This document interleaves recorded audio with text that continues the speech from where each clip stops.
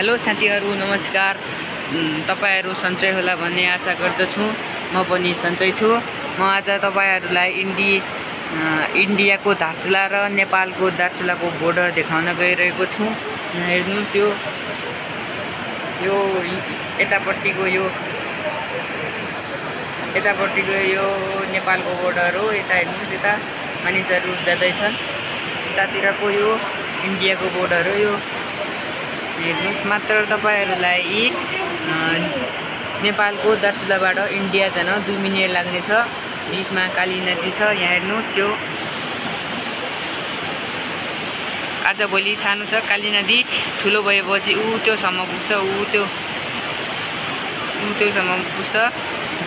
बाँकी यो इन्डियाको धारचुला हेर्न सक्नुहुन्छ तपाईहरुले।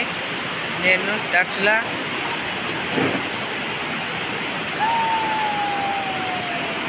ये मेरा छोटा भाई है संदीप बड़ाल।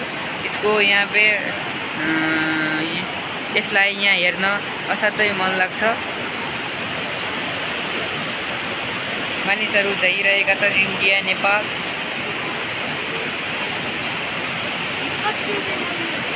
हेर्नुस् यो दार्चुलाको बङ्गबगड। हेर्नुस् यो रिगन्ताल।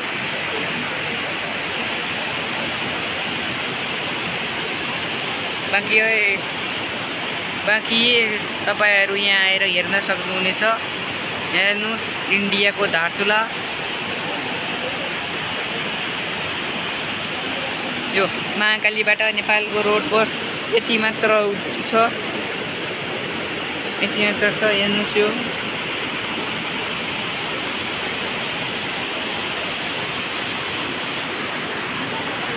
धन्यवाद। बाकी आप लोग आ सकते हो।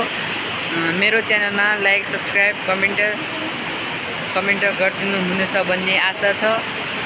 अर्को भिडियोमा यो भन्दा राम्रो प्रस्तुति लिएर आउनेछु। धन्यवाद।